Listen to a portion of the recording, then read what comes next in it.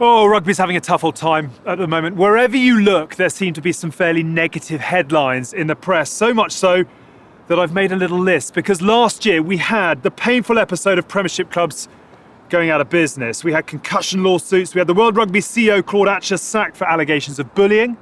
We had the World Rugby Vice Chairman Bernard Laporte given a suspended prison sentence amidst allegations of corruption. We had an England team booed here at Twickenham. We had the very painful departure of Eddie Jones. We've got English talent heading overseas now. We've got a grassroots game that is really struggling.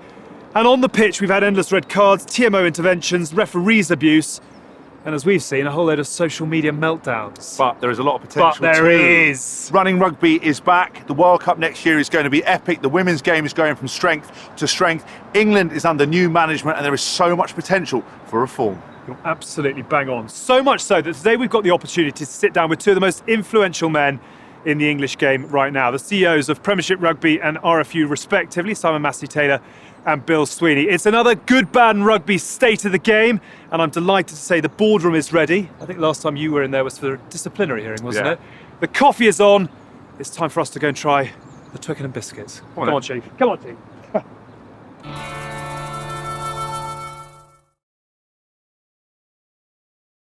Bill and Simon, Happy New Year. Thank you very much indeed for allowing the good, the bad and the rugby into the corridors of power. Very nice to be here. And I think it's probably worth setting out that this isn't news night or, dare I say it, a select committee. But neither is it going to be a sort of vicar's tea party. So we'll kind of get into some of the headlines, I think, that have happened over the last 12 months or so. And obviously, hopefully some of the positive stories that you might be able to reveal. Yeah, good stuff.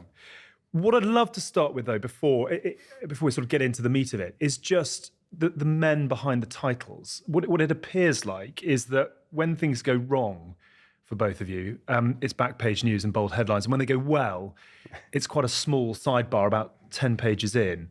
So to start with you, first of all, in the last 12 months, you've obviously had quite a roller coaster, both professionally and personally. Yeah. How are you? Early January 2023. How do you reflect on the last year or so? Yeah, good. 22 was a tough year, but it was a tough year for a lot of people, not just people working in sport. We started off with the emerging from COVID, and even though we were coming out of it, there were still repercussions of that, and that was still ongoing, and challenges around the community game and participation rates, and how do you address that? You had that going on. And then you go pretty quickly from that into a full-blown recession. So here we are sitting in Twickenham. Utilities were 2.5 million a year. They're now 7.2 million a year. So that's a reflection of things that everyone's going through. So you had that situation as well. And of course, we had some disappointing results. You've got a change of the head coach and the coaching team, which is always a pretty traumatic time. But yeah, it was a tough year, 22, but we got through it. And we're really positive about what's coming up in 23. Brilliant answer. That's dealing with sort of all of the stuff, I suppose, that we'd read about in the papers. But how was it for you personally? Because you weren't very well in the summer, prior to the summer. Are you through all of that? I mean, yeah, I'm fine. How do you reflect personally on the last 12 months? It was I normally go to the gym most days, and I found I was getting increasingly breathless. Okay. And I had a chat to the team doctor. That's what happens when you do fitness. I know. Stick to the weights. Of course, if you're doing it wrong, Normally I could do it for an hour at least. Right, fine. But so I was just getting breathless, and I was talking to the team doctor and explained the symptoms. We were talking about the Australian tour, actually. I said, look, if you mind me asking a question, something's not quite right here. He said, I'll leave it with me. I'll come back to you. And he got me into to see a specialist the following morning at 9 o'clock, who's a guy who specialises in heart and lungs for Premier League footballers and Premiership rugby players and international rugby players and stuff. So he said, right, we're going to do 3 or 4 tests and whatever, and we'll finish off on a stress test. And he did 2 tests. He said, I'm not going to do the stress test, so that this doesn't look good. Straight into hospital, and I had massive blood clots, which apparently were linked to having COVID. Not the vaccination, but having COVID itself. Wow. So that was a bit of a shock, but I was in hospital for 6 days. NHS were brilliant, absolutely amazing. And I came out and I felt 100% literally the day I got out. So from that point of view, absolutely fine. All the other stuff, all the other things that go on in sport, I mean, that's the difference between working in business and working in sport. If you work in business, when I was working in the corporate world, if you have a problem, if you have an issue, then you resolve the issue and move on. In sport, it's emotional. Yeah. People love their teams. We feel like sort of custodians of that emotional return to fans and whatever. So that can get get a bit more severe. But yeah, it was an interesting year. High blood pressure, I'm sure, for various elements of the job. You've got a young family. You've done a year in the job. How's it all panning out according to what your expectations were coming in? Yeah. Well, I was pretty close to the Premiership just because of my 5 years here at the RFU previously. So I knew to an extent what I was letting myself in for. And it was, an organisation that had been through a really tough couple of years through COVID and various other things. So there was a need to get it back on track. But I mean, I started this time last year, literally. And, I remember that this week was negotiating with French border authorities to try and get teams out to France and try and get them back and not stuck. So we were still in COVID. We were still doing that. The clubs were still borrowing money from the government at this stage through the whole COVID loan piece. So we were still in that type of situation. And I remember saying at the time that it was a miracle that all the clubs had got through COVID. And as it turned out, a couple of them didn't. And so, whilst getting the organisation back on track, we had the issues with two clubs, and that just totally wipes out a summer, kills holidays, and had to ask for quite a bit of forgiveness since. A few pink tickets being burnt along the way, I'm sure. Right. I mean, what I'd love to do is there's so many things that we'd love to talk to you about. Can you just very quickly start with what is your actual job remit? Because people will see your title and they will expect you to be producing miracles and solving problems that probably don't necessarily fall under the remit. And I'd just be interested to know what is on your to-do list in the role that you've got as CEO of Premiership Rugby. Yeah, so I'm responsible for the Premiership and the competitions that they compete in. The Premiership is owned by 11 clubs now, the established Premiership clubs. We have a private equity investor, CVC, who have taken a minority stake in it purely from the commercial side of things. And my responsibility is twofold. A is to be the administrator and operate the league. And then secondly, to run the commercial side of things. And with that, the big responsibility of growing the sport and growing the league. And it's a very generic question, but I'm going to ask it anyway. What would you give Premiership Rugby out of 10 at the moment? Just to throw it out there, where we're trying to get to, relative to where we're trying to get to, how would you mark your league and where you're at? I'd say as far as a competition, I give it close to 10. It's unbelievable when it comes to how competitive our league is. People strive to have competition is the main element when you're looking at leagues, and we've got that. If you look at the league right now, there's 10 points in between third place Harlequins and the bottom of the league Bears, like 10 points. So there's this situation where anyone can win at any given weekend. And look at this weekend, with Newcastle taking on. Putting 40 points against Leicester, the champions last year. So that's amazing. So we're really blessed with that type of things. And so, I give that a very, very high score. Off the field. I give off the field, clearly, we're relatively new when it comes to professionalism. Professionalism only really started the back end of the 90s, and it's gone through many different chapters. And I think with that, things have been bolted on and twisted and turned. And I think it's not necessarily the structure you'd ideally have and the way that you'd operate. So I think from a governance perspective and all those types of things which are important when you're trying to operate a league and you're trying to attract external investment, I think we've got better at certain things, and there's a number of things in the pipeline, but we've got a long way to go on that thing. So what's the mark? I'd probably give it a sort of 5 or 6 at the moment, but edging towards 7 or 8, and that's the thing we really need to get right, especially when you think about the long-term future, because we want to make it attractive for future investors. So I think we've got the product's great. It's been underinvested, under-marketed, and that's part of my remit. But we also need to get the foundational elements. When you came into the job, obviously, you sort of came from the RFU. Did you lift up the rug and go, wow, I was sort of lulled into what this was going to be? Or did you come in and you were aware of the ideas because you're in charge of the Premiership, but the clubs own themselves? And I wondered if did you get there and go, actually, we're not really in control, or do we need more control, or was there a lot of bodies buried? I mean, what was it like?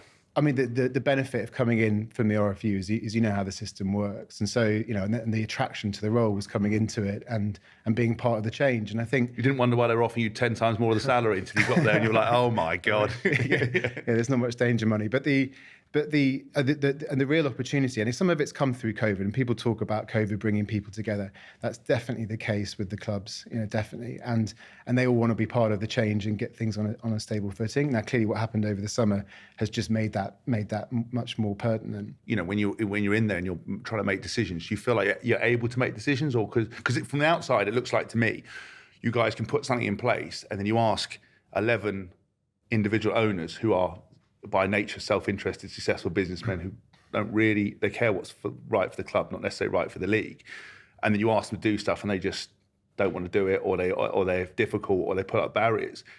Does that make it hard for you to actually get stuff done? Yeah, I think historically it has. And so one of the changes that we've recently made is we've established a sporting commission, which essentially is an independent group to make those decisions on behalf of the league. So, because at the moment it's the clubs that are making it, and sometimes you need a super majority or a unanimous vote to make things happen. And so we tried to simplify that and create some independence and have people that aren't linked to a specific club and have that independence of thought. So we've simplified that and then tried to remove the potential for conflict, which sometimes has existed. And so we hope that is a big step forward in trying to improve our decision making and moving forward. Let's come back to the Premiership as a whole a little bit later on, but it's still almost the same question to you, Bill, in terms of the job spec and then a mark out of 10 for all things. It's quite a broad remit, but maybe before I get on to the broad remit, when I first came here, I asked to meet the longest serving employees of the RFU. I thought it'd be really interesting to talk to people who've been here for ages. And there's an amazing woman here called Lisa Pryor, who's been here about 40 years. And she said, your job's really simple, actually. She said, what you've got to do is you've got to get the best England team you can. Yeah. You've got to fill Twickenham every time you play here, take all that money, invest it into the community game, and then create the next wave of kids that come through and progress through the system and end up playing for England. And you repeat the whole cycle. That's actually a very simplistic way of saying it, but in a nutshell, that's basically what it is. Now, around that, you've probably got 6 or 7 different businesses within the RFU as a business. So on the one hand, we're a membership organisation, we're a national governing body. So you've got 1,900 clubs in the country, and they elect their council members that come on. You've got the RFU Council that has responsibility around the regulatory side of the game, not the commercial side, but the regulatory side of the game. So on the one hand, you're a membership organisation.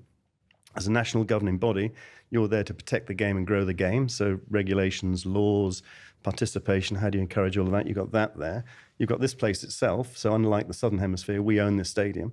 So you've got everything to do with owning a venue of this size, 82,000 people, health and safety, whatever. We're quite a complex commercial operation. If you look at the deal that was done with CVC, if you look at the commercial rights, the negotiation around broadcast rights, the collaboration with Six Nations, it's quite a complex, sophisticated commercial operation as well. You've got the running of a national team, which is right up there in terms of high performance values, high performance systems in place, no dissimilar to running the Olympics and the British Olympic Association.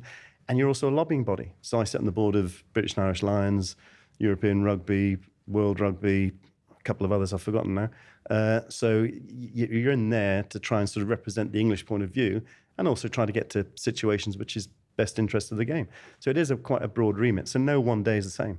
It's a complete difference depending on time of year, issue that's being discussed or topics we're dealing with. Mark out of 10? Mark out of 10 on the England team would have to be a 5, I'd say, given recent performances, but then a successful tour in Australia.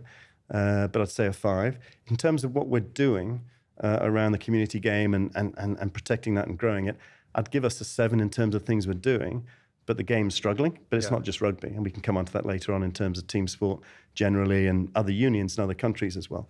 And I'd give us the community game, I'd give us a 6, but we need to make sure we continue to work to improve that. I wonder with you, Bill, because we talked about it off air, is kind of around some of the things that are going on. By not being able to say anything, we really appreciate you guys coming on the pod, actually, because it's good to see that you're both human, that you're both not hanging upside down a wardrobe feeding off blood and everything else that, and you're actually sort of human beings. Because I think some people, especially as you said around sport, have emotion and they point fingers, and you guys aren't often able to speak because sometimes your personal view might be different to the corporate view. But by leaving a void, people fill it. The media fill it with rhetoric. Is that especially in your job, Bill, quite frustrating? Do you often want to come out and say and address things, or maybe go with stuff that is contrary to what may be good for the business, or how do you deal with that? Yeah, it can be frustrating because.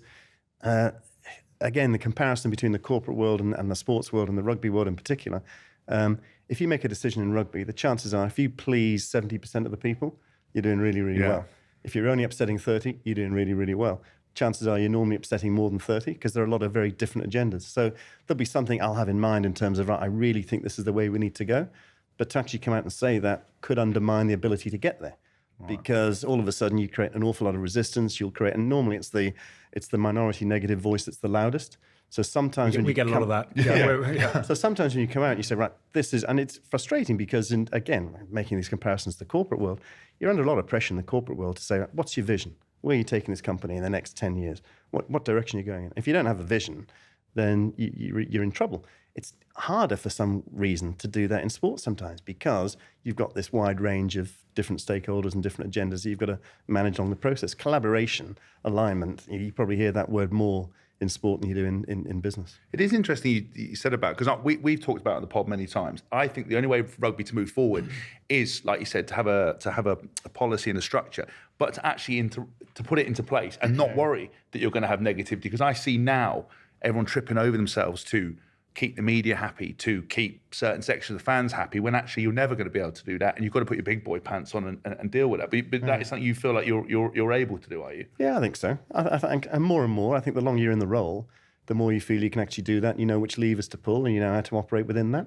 So I think you'll see us going more into that direction. I think shows like this, I'm not just sort of blowing smoke, but the ability to have this interaction, so it's a conversation rather than a one-dimensional article, allows you to get your point of view across, or allows you to explain things which, frankly, if they're not explained, I can understand why the fans or various other stakeholders would get frustrated themselves, saying, well, what's really, really going on? And that's when you get the situation of people saying, well, 1 and 1 equals 2 here. That's what I think the situation is, and it's not necessarily accurate. We were a bit nervous, actually, sorry, just to check that we hadn't had to sign a waiver that if we put anything wrong, we won't get disappeared. Like there's a couple of men in RFU. Good luck getting rid of you. You'd be in a box 6 feet under. Shot in the head and thrown in an RFU branded bin out the back. No, we're all okay. We had to strip that budget out. Fine. Tough times. Can we get into some of the headlines from the last 12 months or so? And I think what we were trying to do is to give an opportunity for those that listen. I think we're going to hear the word frustration quite a lot over the next hour or so. And I think just looking at the whole in rugby right now, there are so many voices and so many opinions and so many factions trying to get themselves sorted out. It is just a very, very frustrating landscape. But let's sort of throw it forward a little bit later. Can we deal with Eddie, first of all? Why the decision? Why 9 months out from a World Cup? How difficult the process? How was the process sort of managed? Yeah, the honest truth about that is it's an ongoing process. So I think there's a perception that you'll have a tournament and there'll be a review and that's it. But there'll be an ongoing process all the way along. So before every major tournament, we have a preview. So we go through what's the objectives from this particular campaign, what are we hoping to achieve. Eddie would talk, or the head coach would talk about what their plans are, what their strategies are. You go through the tournament afterwards, you have a review process, and you assess where you got to with that.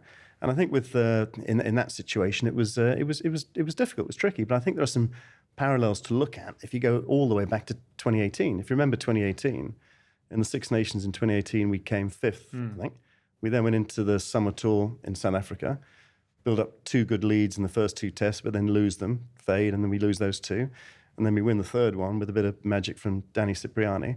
So even at that stage, there was quite a lot of pressure on Eddie coming out of that South African tour. You then go into the autumns in 2018. We beat South Africa first, I think. You had that brilliant game against New Zealand where we lost by 1 point, but it was the last minute disallowed try from Sam Underhill. Then you beat Japan convincingly and beat Australia convincingly. So there was real momentum there coming into that autumn, heading into a 2019 World Cup, and then second in the Six Nations 19 and that World Cup run in 2019. What felt different this time around was it was difficult to really assess the 21 Six Nations campaign because we were still COVID impacted to a certain extent. You had the Saracen situation, the championship. So it was a little bit murkier to get a real sense of that.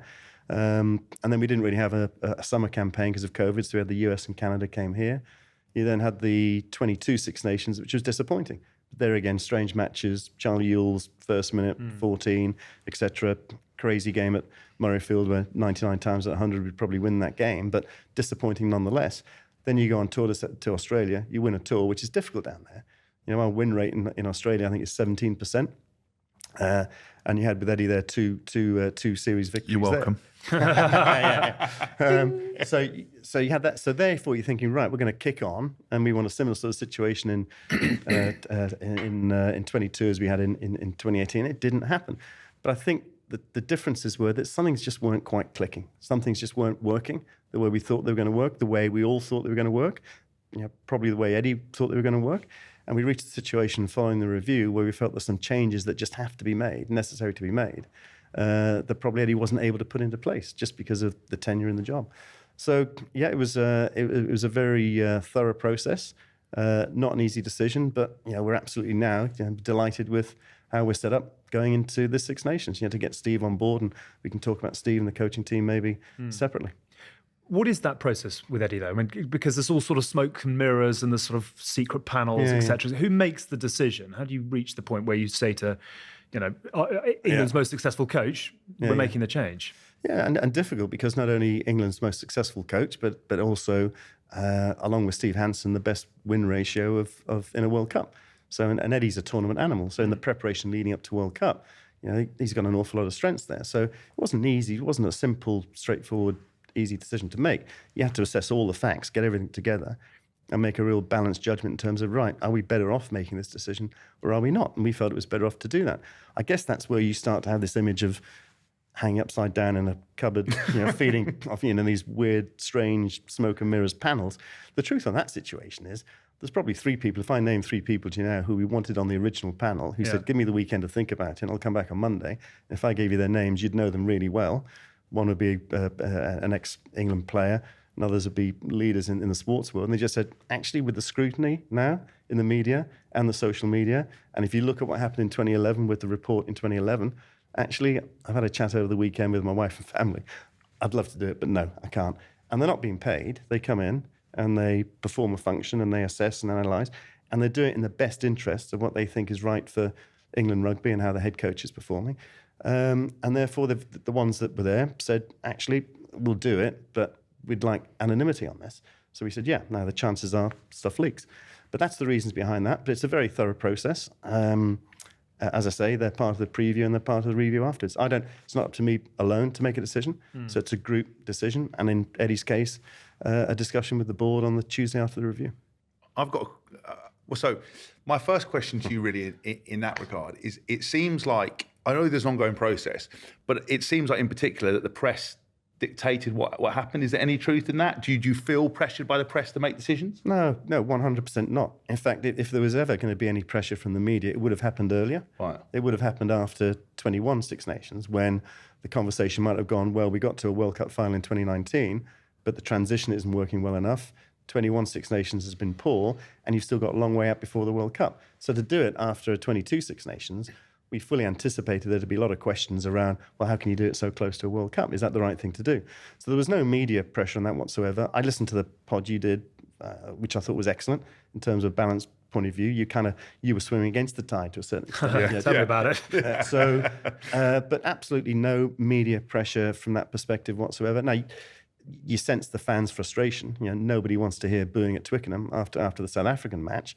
But that wouldn't be a decision to change the head. That wouldn't be a reason to make a decision to change the head coach. It was other factors. Did you consult the players at all? Yeah, spoke to not every single one. I spoke to a number. Connor spoke to a number. We had conversations with them. Yeah, I'm always surprised because I never feel like people are consulted. I never, because all the players I spoke to were very surprised, and people, I messaged them going like, I wanted to get a sense because when we interviewed Ellis, I asked him a question. I was like, listen, mate, I might have lost the plot here? Because I know it's clear that I'm an Eddie fan. And so I felt he was very, very good at what he did. Now, the players I spoke to were very positive. Some of them were very, very disappointed, didn't want him to go. But you did do that. And what was the opinion you got? Yeah, we did speak to the players. And if you go back to when the pressure was on previously as well, one of the things that was always in Eddie's favour was he clearly kept the dressing room. Yes. The players liked Eddie's capability as a coach, and they were very supportive of Eddie. So, and I would say that remained the case. The conversations I had, again, without naming players, I don't think it would be fair and reasonable to do that, was a disappointment for the decision in terms of Eddie going, but a real understanding and support for the decision being made. So, right, okay. I think the decision with Borth has come in, because that's one thing. You've taken what you took away with one hand. Yeah. If you were going to pick anybody to bring in, Steve Borthwick, I think was the best decision, because some of the names thrown around, I was like, well, one of them hasn't got any international experience. It's a massive ask. Other guys I didn't think were good. Borth is basically has been forged in the crucible of Eddie Jones' fire in the stuff he did. But you're saying that they were disappointed that he went, but actually happy that there was a decision made with someone. They were disappointed that the ones I spoke to said, look, we're disappointed for Eddie. Yeah, we like Eddie. Yeah, but we understand why the decision was taken. and without again naming players, said we think it's the right decision. Oh, really? Yeah, in terms of changing what needed to be changed to go into 23 in a stronger position. okay. And one of them, and again, no names, but said to me, look, I was misquoted in the media because what I said was I was disappointed for Eddie, but I wasn't disappointed in the RFU decision. But that was reported as I'm disappointed in the decision. Okay. So the ones I spoke to were, I'd have to speak to Connor some more as well, but the ones I spoke to got the overall situation.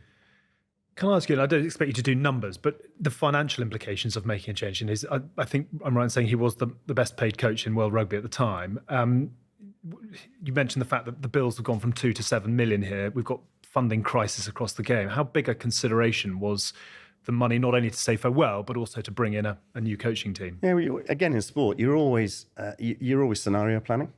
So a scenario is we're not going to do very well, or we may have to make a change. So you build that into the budgetary process and keep yourself a bit of contingency just in case. So that would not be the main reason for what we would have thought would be make the wrong decision. Okay. And I don't, again, expect you to trade secrets, but the conversation itself with Eddie, was it a 2-minuter? Was it a 20-minuter? Have you been in touch since? Or once the deed is done, is it good luck, go forth? I spoke to him over the weekend leading up to the review, just in terms of the likely nature of that review, because it was a bit more tense given the there was a lot of it playing out in the media as well. Yeah. And we were trying to keep that away. Yeah. So we discussed it at the weekend. The review was on the Monday, the board meeting was on the Tuesday. I then met him immediately after the board meeting. He was, as ever, 100% professional. Yeah, no histrionics, whatever. He understands what high performance sport's about. It's a tough job, massive scrutiny, huge pressure, and he was fine. We've exchanged a few texts since, yeah. You know how the script goes from here, don't you? That he will be taking his last RFU paycheck 2 weeks out before the end of the World Cup. He'll be wearing an Australian tracksuit. Yeah. It'll be the 79th minute, 16 all, and Australia will have a penalty 35 metres out. And we'll win it. Oh, you think? Okay, you're comfortable with that. And we'll win the game. Thoughts in that scenario? Yeah, no, and we'll win the game. As I've said, he's a great World Cup coach, but you've got to have confidence in your own system. And we're really delighted that Steve's come in. And if you look at that team that's coming together with Steve, Steve knows how we operate. Steve knows most of those players that are in there. He was part of the coaching team in 2019. Yeah. We've conducted he played for England as a schoolboy, under 21, 55 caps, 21 as captain, I think, 265 games in the Premiership. And he's coming with all that experience and overseas international coaching experience. And he's bringing a very strong unit with him, with Kevin Sunfield coming in and retention of Cockers in there. And he's done a great job for us as well. So Nick Evans. And more to come? Will there be further announcements? Possibly. That's up to him to finalise exactly what he needs to go forward. But he's unbelievably authentic. He's incredible in terms of his discipline and how he approaches preparation and where he wants to go. And we're seeing that already in loads. Plus, you've got quite an interesting range of personalities around him as well. So you look at the French situation, how often do you see Galtier? After a match, very rarely you see Ibanez. So I think one of the problems perhaps previously was, and this wasn't so much us as much as the media and us maybe, but the media were only interested in talking to Eddie after a match. Because he was good. He gave brilliant sound bites. Not always right, but great content. He gave great content. And so therefore, we'd put other people up, but they'd say, actually, what we really want is we want to hear Eddie's latest soundbite. So I think we're in a different situation there in terms of the balance and the mix across the team. And also, Steve is very conscious that he's developing that part of his personality. What are the expectations on Steve? 9 months, 7-8 games, whatever it is. Yeah. What has he got to do? Match by match. Just this is long term. This is a long term rebuild. We want to re-engage back with the fans. We want this to be England's team. So we're not going to put any undue pressure on him with KPIs and targets around a World Cup or the Six Nations. It'll be let's go match by match. Rugby's a funny game. Sometimes it doesn't work in your favour. Sometimes we've had a tough weekend this weekend with injuries, but everyone's got injuries here. But no, it's match by match. Good luck to him. And well done, actually. Thank you. Some really interesting responses to that. I sense that sometimes it'd be really nice to be able to come out and just say this is how it is, but I completely understand why. Yeah. But thank you. Should we move on to the next hot potato? I'm going to read to you from the Daily Mail. Always a dangerous thing to do. Be very that. careful. I'm not quite sure what we're your getting in there. soul's left your body doing There were that. a couple of others we could have gone to as well, but we went with the Mail. English rugby bosses were torn limb from limb and accused of failure on an epic scale by a Department for Digital Culture, Media and Sport hearing on Thursday. DCMS chair Julian Knight MP, who has actually had his own problems off the back of this, but I don't think we need to dwell on any of those, accused Sweeney of being completely asleep on the job. Knight added to Sweeney, frankly, you failed in this instance and so has the RFU. Should you not be looking at your position? If this happened in the Premier League, the head of the league would resign on the spot. I don't know how you can come to this committee and say what you've said with a straight face. It's almost like one of your school reports. That is a proper spanking. When you walked out of the DCMS committee and you looked at each other, was it a deep breath? What did you say to each other? Went to the pub. Right. Yeah. No, I mean, I think it's. I study politics and I believe in that process. I believe in what the select committee is there to do. And I think I probably came out pretty disappointed that we didn't unpick the whole problem. I think they focused on a specific area. And so I think coming out of that, I probably felt disappointed that we didn't get the sort of full story of what has happened within English rugby. So that was my immediate thought coming out of that. It's like spanking that we both got. Did you consider your position? No. No, you didn't. No. Straight back into it. Yeah. You know, when you go into a select committee, you know you're going to get a shoeing. I mean, that's part of the process for it. I've been into a few before. I've witnessed a few others before. So as Simon said, I don't think we really got the opportunity to lay out the case, which was frustrating itself. What we should have said, actually, is this was all within the context of Worcester and Wasps. So with that in mind, how do you reflect on the summer that was with regards to those two proud clubs going out of business? Yeah, I think you sort of have to take it back a few steps before that. And again, sort of coming into the role, we were still in COVID. The clubs were still borrowing money from the government. And if the government hadn't provided their recovery fund, then it would be a completely different story. All clubs would have actually probably gone bust halfway through 21. But it was only supposed to be there to get through the COVID period. After that, the clubs were on their own and had to carry the burden of that debt afterwards. But coming into it, and around March time, it was clear that a number of clubs needed to get more financing in order to be able to meet their bills. Now, Wasps had the big one, obviously, with their bond. And that was either going to go one or two ways, given the scale of things. But every indication was that they were there ready to refinance with a big bank. Worcester equally had agreed terms and various other things around their financing. And so you saw the roadmap that they were going to get through, but equally it was boom or bust as far as that financing. Then the economy started going nuts. And so those things were looking harder and harder. And then on top of that, you've got the tax man who takes a very hard line as far as tax bills. And as these clubs were coming out of COVID, the recovery was slower. People weren't coming back to stadium as quickly as possible. And also they were trying to borrow this money in order to pay the bills. They took a very, very hard line. And in both cases, it was the tax man that issued winding up notices that led to the administrations. So you're having to deal with this in real time. And, you fast forward to, the summer, and with Worcester specifically, you're asking yourself the question, are they going to be able to survive and are they going to be able to compete in the league? And we took the view at the time, along with the government, because remember, they've got a large amount of debt there, that we needed to give them as much opportunity as possible to get through this. And so we, I remember being here back September the 5th or whenever we launched the season, and the message was that they're able to pay the bill for that month for the players, but after that it's uncertain and they need to try and find a solution. And we gave them the time and they didn't find the solution pre-administration, and then you're into the next chapter.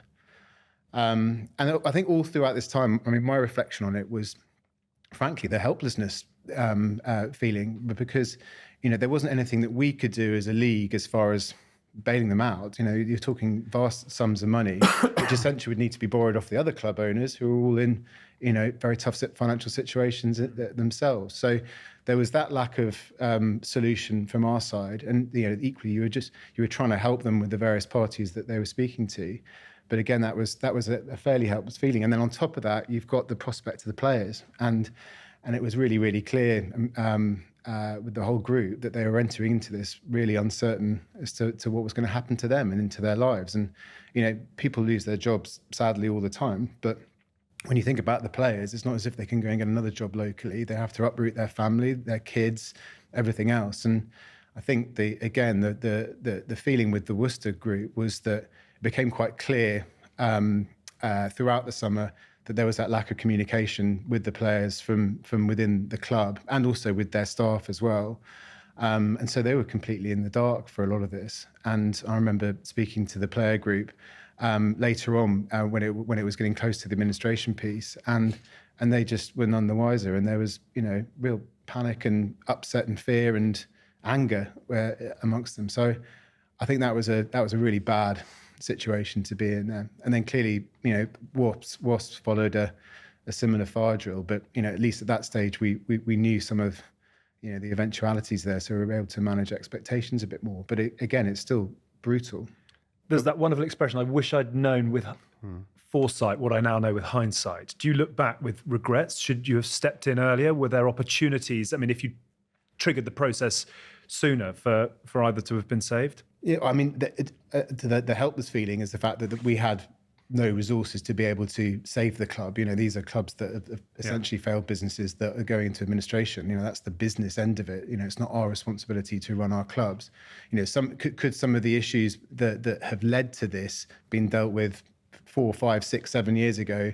Maybe, yes. I think that those are the types of things that we're trying to do now to build better foundations for the sport. Do you feel, again, that's what I talked about in the early comment about the lack of power? Guys running the league, but again, you can't really step in. You're not really getting a clear vision of what's going on. It comes back to the job spec that we asked you to outline at the start. Really, is a lot of people were looking at you to save Worcester, whereas by the sound of it, that's not actually on your to-do list. No, but one of the things, and this may not have necessarily saved Wasps and Worcester previously, but one of the things that we've put in place now is a financial monitoring system. So I was flying blind when it came to really understanding the financial situation of both clubs, and so we put in much clearer financial monitoring processes, and we intend to have that independently chaired and all that. And with that system will ultimately have more discipline within it, where if it's clear that a club cannot meet its bills going into a season, or there's a high risk, and you need some sort of assurances that they're able to compete. Because if a club goes bust in the middle of the season, which 2 clubs did this season, and it's the most disruptive thing you could possibly have, because you've got people that have budgeted games against them and everything else, and it's a. Forgive me for asking though, why was that not in place already? I mean, you talk about the fact that it's a young professional sport, but we had Richmond and London Scottish in 99 I think it was, that went bust. Why was this not in place already?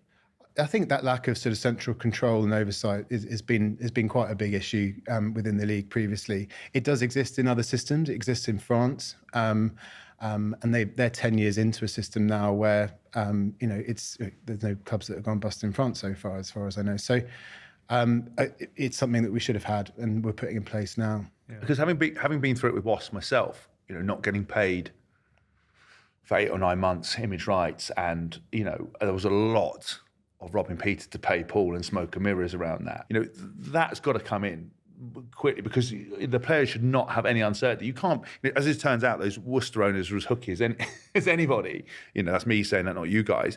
But it's clear that they were, and that the players had no idea. You guys should know what was going on. You should be able to kind of step in and manage that and obviously, as if you'd said, that there is the financial crisis facing all the teams. If the government hadn't funded, lots more are going to head that way.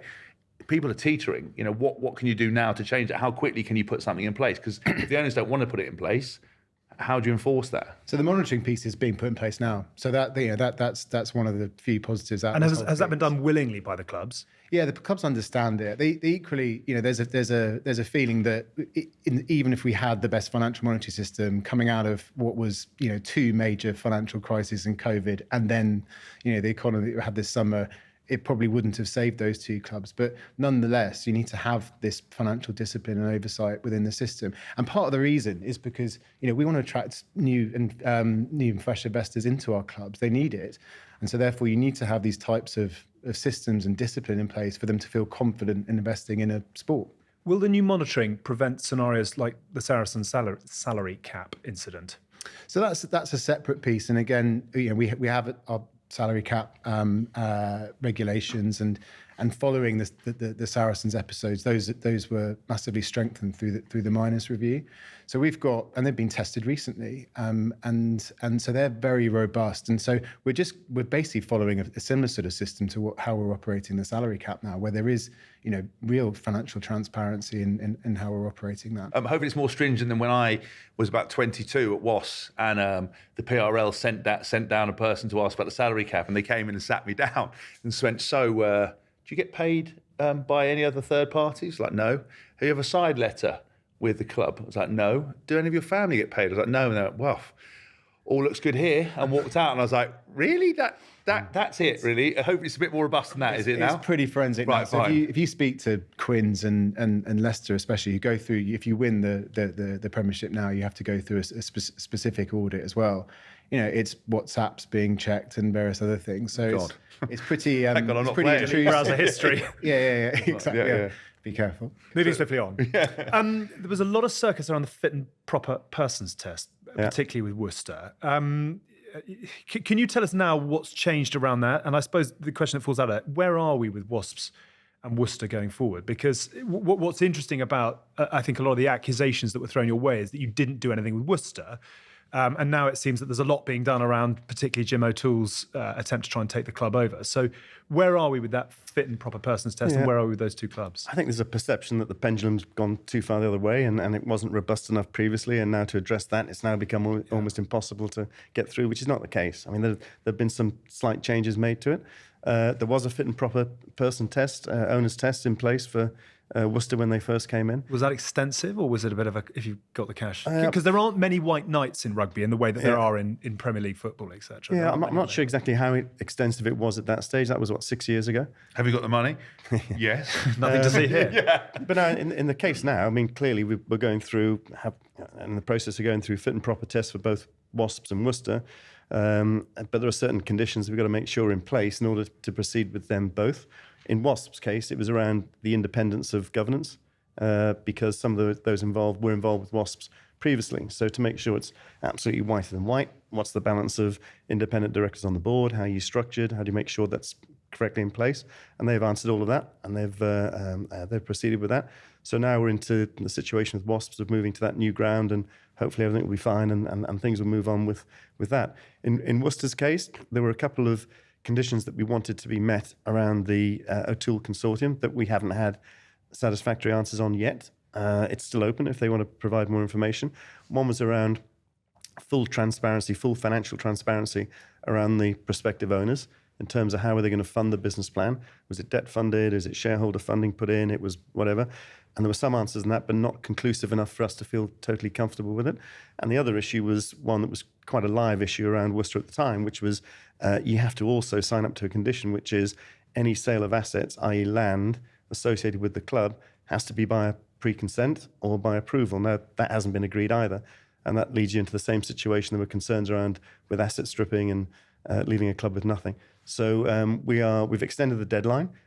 We should have final bids in imminently, and the decision will be made before the end of the month. And are you confident a resolution will be found for Worcester? We feel confident, yeah.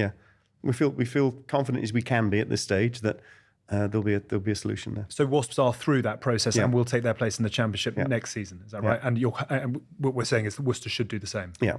Okay, we shall see. Can I ask you just on a broader perspective, because off the back of obviously everything that happened with Wasps and Worcester, there was a lot of digging done around the overall finances of the Gallagher Premiership.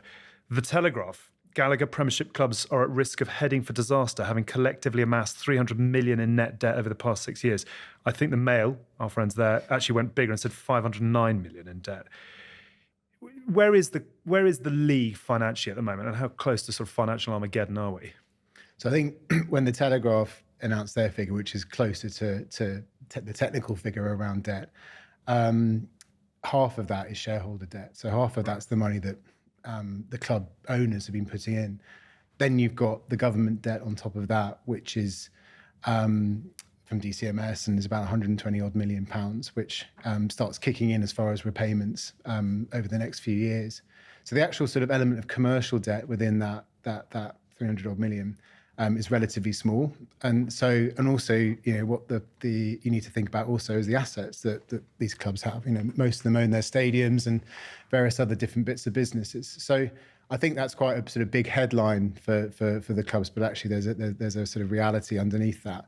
That said, these clubs do need to pay back their debt, and so this is a long-term piece. It's going to take 4 or 5 years to really recover back to where we were pre-COVID.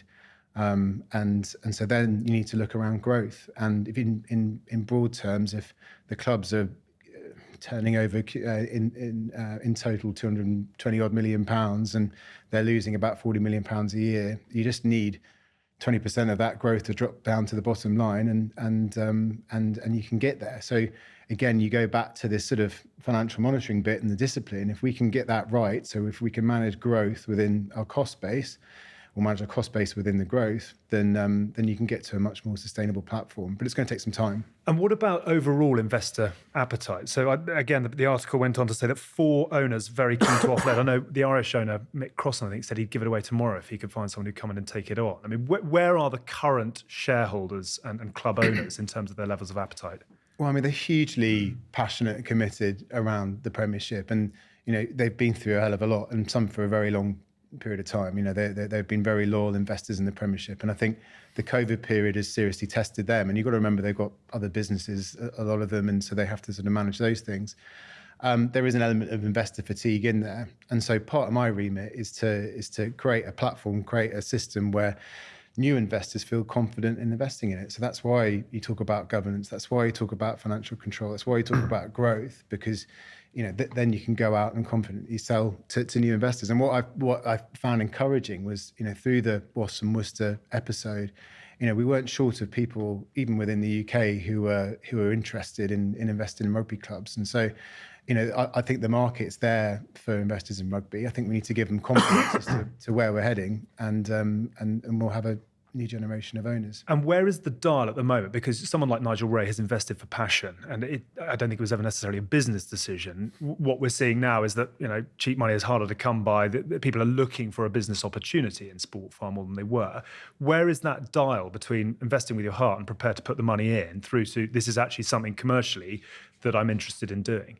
I think the vast majority of owners have believed in the growth case, and certainly pre-COVID there was an acceptable level of loss making versus future growth. Now we just had this massive shock over the last 2.5 years, and so which has set them off kilter a bit. However, if you do speak to them, they are wanting to make a return on the asset that they've invested passionately in over the last sometimes 10, 15, 20 years. Do you think if you changed the way the league was, if you were able to do that in terms of, we talked about the podcast about, again, a franchise model, less teams potentially, in NFL style governance, in terms of obviously, you still have owners, but there's a lot more consensus, not just in financial control, but how it's marketed, much more uniform approach, much more attractive offering, a much more joined up offering. Like obviously again, look, there isn't the same money in New Zealand, but having played there for the Highlanders, you see how everything in New Zealand is geared up to the All Blacks being the best team. All the franchises are managed. Yes, financially it's a different level to what we're paying over here. But I wondered if you have the power or can enforce that I think is where the longevity of rugby stands. Because at the moment I don't see it surviving in the current format, because I think it's too individualised. I don't think it's as attractive as it should be. And I think if you were to look at how teams market each other, even running things like their social media, there is such disparity between, commercial ability from each club. Surely someone's going to come in and make that a much more universal approach. Yeah, I think franchises, whether by design or whether by the way that we behave, we need to look more like a franchise. And so, some of the vital signs are that you have stronger central governance. Hence why we've set up the Sporting Commission, which is a positive step towards that. The financial monitoring piece is another bit, but also just a central growth strategy. I think we've grown the game to the point where it is now almost purely off the back of individual clubs marketing to their various different regions. And we know there's a massive gap between our potential and where we are now. There's 9 million rugby fans in the UK and England, and principally England fans. And people who have purchase intent with us is less than 2 million. We know that could double. And so therefore, to get growth, you need to have a centralised aligned strategy. You need to invest in the centre as well. And so we've spent the last year trying to do that. And we try to get the basics right first. And so some of it's about distribution, so about getting the games out there. So putting games on free-to-air TV was a big point with our deal with ITV, and the finals now on ITV as well. Got the highlights show that's happening weekly.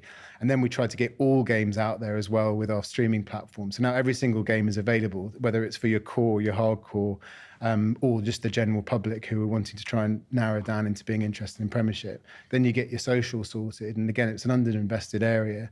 And so with very little investment, we've tripled our video views and grown our following last year by a significant number. So we're trying to get these basics sorted, and then you need to position your product better as well. And I think we've done a huge amount of audience research now. We know where our fans are, what they're worth, and so when we try and reposition the league, and we're gearing up towards trying to reboot ourselves, 18 months' time.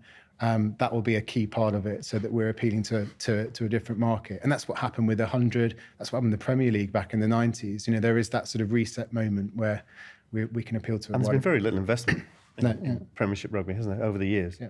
So and we're still coming out of. In what way has there been? There's been very little direct marketing investment into the Premiership. And what Simon's saying is, we are still coming out of that COVID period. We are going through a difficult period with the recession, but there hasn't really yet been the full opportunity to do the reset.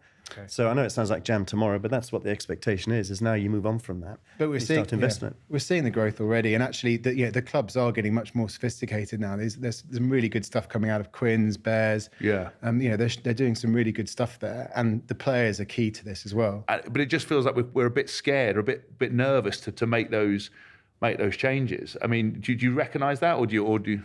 No, much less so than previously. I think you sort of nudge towards a different topic, which is around how the players engage. And I think for growth, players are absolutely key. That they're the people that can sell our game better than anyone else. And I think there has been the tall poppy, there has been the access issue, there has been that sort of lack of willingness perhaps to get out there and promote. And so that's again shifting. We're trying to provide some of the tools, some of the training, some of the platforms for them to be able to do it. But that needs to change. People need to talk up the league or feel confident in talking up the league much more. I remember when I first started, it didn't mean it literally, but they say you need an Eddie Hearn. You need someone who's there every week talking up the big fight that's happening over the weekend. And I think for us, that's the players. And so if you've got, in extreme, if you've got 700 players talking up what's about to happen this weekend, because it is something that's about to happen this weekend because of just how dramatic our league is, then I think you move on massively. That's going to require a huge mindset shift, though, to get those in the right order. Because that's not a natural thing for rugby players to do. To be a rugby viewer now is a hell of an ask. You're going across 11, 12 different channels, subscriptions. Is that an issue? Is that a problem? Yeah, we're looking to simplify that. And if you wind back 2 years, the autumn internationals, the 6 games that were going on there, 4 of them would be at the same time on 4 different channels, right? So that was a step that we did in getting it all on Amazon Prime at different kickoff times so people can consume it. And guess what? The viewerships go up massively.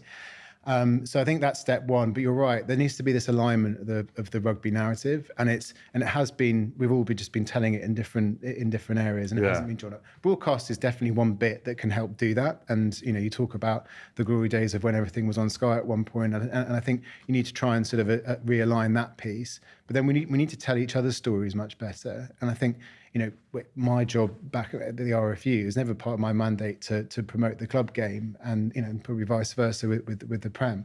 We're aligning those things because that, to your point, is top of the funnel. But you come into it as an England fan, and then you need to be exposed to the club game. And so, I don't know, a good example is last week or whenever Owen did that behind the pass to Lewington on the wing. That's been, I think, England Rugby's highest performing post since the autumn internationals. So it proves that basically, England fans buy into stuff that's going on in the club game, and then that helps move things forward. I just wondered because I talked about the TV stuff. I see at the top of English rugby is obviously the national team and the characters around that game and promotion of that. If that is strong and there are individuals that you can identify with, the club game will benefit. Now, my experience of the RFU, is a mixed one. In regards to promotion, for example, for the team, I think an overhaul of how the players, how much access are given to the players, what they're encouraged to do and what they're not encouraged to do needs to change. Every time the England team does a press conference, there's 20 people wearing red rose badges, all panicked about what everyone's saying, handing out crib sheets, say this, with don't good go there. reason in some instances. Yeah, fine, good, but yes, obviously. But, there is that real, corporate concern. Again, and I don't know how hard it is to separate the two, but for me, the national team, you're going to have to build up characters. You're going to have to let people be themselves. They're going to make mistakes, but they need to make it an entertainment business, and it can't be controlled in a corporate way. The community game and the other disciplinary bits and growing the game, I understand, have to be controlled in a different way.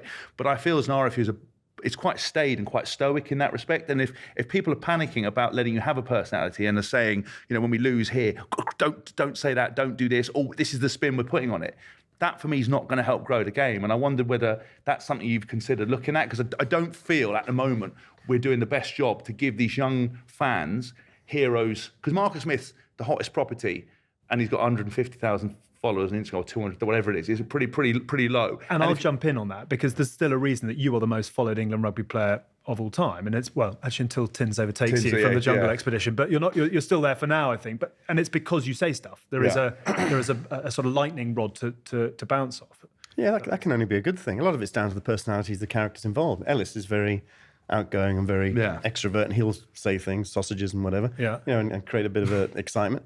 But some of the others are less. But I would say Ellis is only able to say a fraction of what he really wants to say. Still, he wouldn't be controlled by us.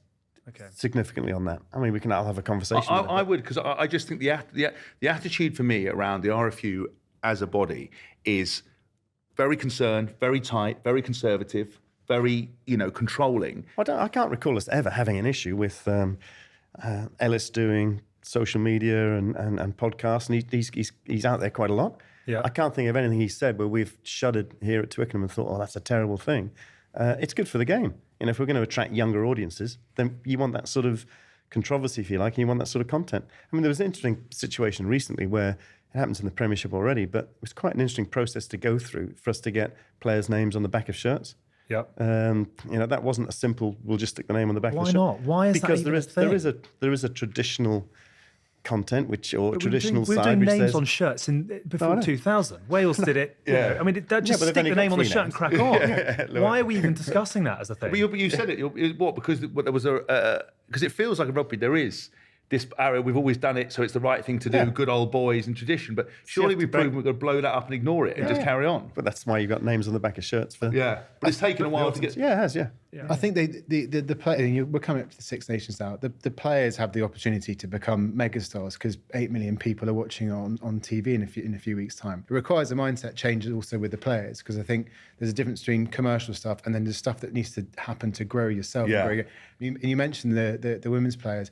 They've got this straight up because there's a commercial imperative. They know that if they get out there, make themselves known, famous, approachable, then not only will it grow the game, but it will grow them and their profile. I just wondered if, from like a strategy piece, I remember when I was working with England, the O2 stuff was great because it was completely off piece to the normal traditional nonsense that you feel like you need to give rugby fans. But I just wonder whether we've done things for such a long period of time, perhaps we need to change. And actually, I remember speaking, we talked about the Twickenham experience.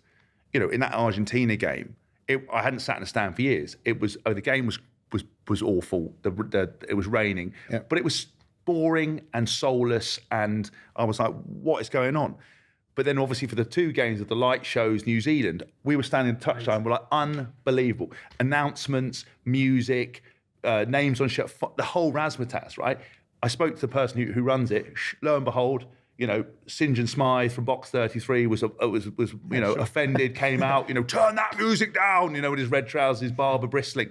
But the point is, I think you've got to service some of them, but it's almost irrelevant now. But that's a good example, because my inbox on a Monday after those live shows is absolutely jammed. Yeah. Is it 70-30 in the right order though? Oh yeah. So the vast and the younger fans and the majority love it. But you get that minority we talked about before about being very vocal, saying this is not rugby, and it's spoiling the experience of going to a rugby match. But we're pushing forward with that. Where is rugby going to find a global superstar from? I think in some ways you have to help create them. And I remember for my Adidas days and the growth of tennis came through, and they were Nike athletes, but you could actually watch what was done with Agassi and Pete Sampras. So they wanted to grow tennis as a sport. They wanted to grow it as a commercial entity, and therefore they needed contrasting characters. So Sampras was the Mr. Clean Cut, all perfect white gear. Agassi was the rebel. And you had this ongoing debate between the two, and you got the rivalry between the two. So to a certain extent, it lies within the personality of the player themselves, but it also rests on us as well to create those identities and create those mini brands, if you like, within rugby. Now, there is a great ambition to do that because it grows the game. It's one of the reasons why private equities come in, because they see the opportunity there to really commercialise this sport. Do you think the people are in place to do it? My answer is yes. So again, it comes with investment. Centrally, we've got a good plan in place. We've employed someone whose sole responsibility is in his title is growth, and he's come from the 100 and where players were a key part of the growth strategy there. And then equally at the club level, there's some really, really good chief execs there who run those businesses, again, with a much more open mindset around things. And then you need to sort of cut through some of maybe the traditions, the cultural pieces that exist a lot with the players, but also coaching squads, etc. So access becomes key. Then you need the training. Then you need the platforms. There's all the stuff that we're investing in, and then you start shifting, and you start getting much more noise that comes from the players. And guess what? It's net positive. And we'll do it in partnership. So we've just done the same. So we've recruited somebody from Adidas from their digital area who's come in to head this part up, including the marketing, the brand piece. And we've taken a certain amount of money, decent amount of money from the private equity deal, and that's ring-fenced only around this data, digital content, player accessibility, player development. I really want to come on to the commercial and marketing element in more detail, but just quickly on the players. We're trying to make superstars, as you say, and yet the salary cap is going down and we're not able to attract. I mean, you look at the league from years ago, Carlos Spencer, George Smith, Pienaar, Seller, Burke, Heyman, Twickenham, Smith, Leota. We haven't got that smattering at the moment for obvious reasons, financially, as you're talking about. How do you grow stars within a league where you're kind of taking money out of it? Is that a concern? And are you concerned about, I suppose, the lack of real foreign superstars in the league at the moment? Or have I got that wrong?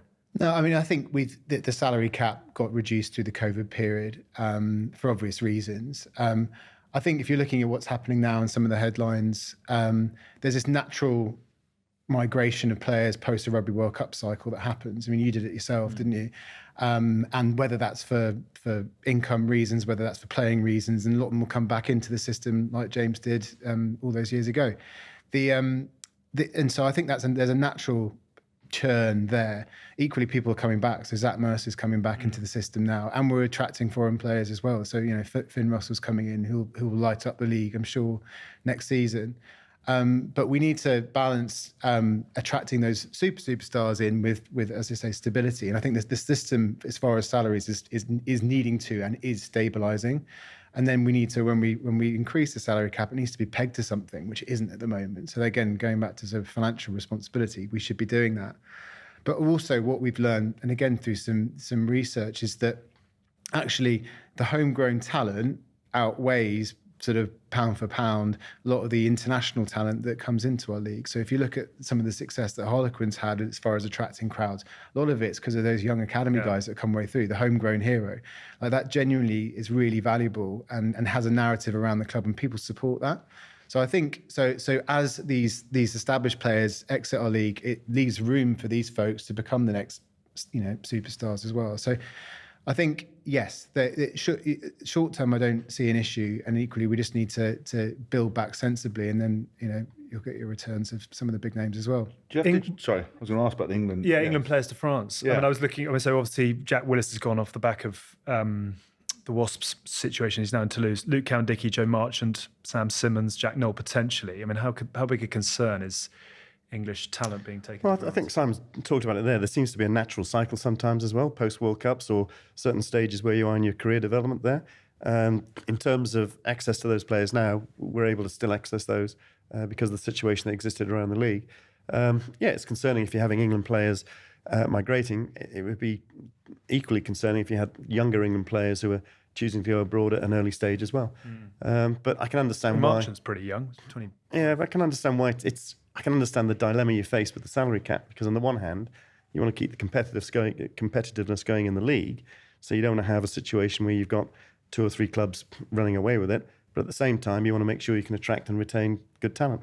So it's that balance. Would you change that law? Because I Not being able to pick. yeah, well, playing so outside I was England. lucky because that law hadn't been brought in. I mean, they brought when I was playing, it wasn't there. Exceptional. Yeah, I did. I mean, I was nothing exceptional about me. I think they brought it in after, so I was able to do it freely. So I played at I think they did it for Stamford-on-Sea. Wilkinson. They did for Wilkinson. Yeah, they did. Not yeah. Haskell. Different kettle of fish. But I got to play at Stamford-on-Sea and played every single game for England. And in that period, never missed it. There was one drama over my owner at Stad took half my salary 1 month because he said I wasn't allowed to go when I was, and then just told me to sue him. So, which I obviously can't do because you'd lose more money. Are you a big believer in that rule? Because I personally would get rid of it. I don't think it affects the game. I think it broadens the horizons, and I think players come back with much more experience. I spoke to Jack Willis, and I literally rang him out. I said, mate, I am so jealous of you. I said, Toulouse was my favourite team of all time. You're getting to play with DuPont. They play unbelievable rugby. You never would have made this move. Are you loving it? And he was like incandescent with how much he was loving it over there. I think that's only a good thing, but There's two sides to that coin. There's that side you've described, which is that you're getting a broadened experience. You're playing with other players, international players. You're developing yourself as an individual as well by being abroad. So that's the positive side to it. The negative side to it, what effect does that have if you had a mass migration of England players who think, well, it doesn't really matter if I'm in France or Japan or wherever I am, I can still get picked for England.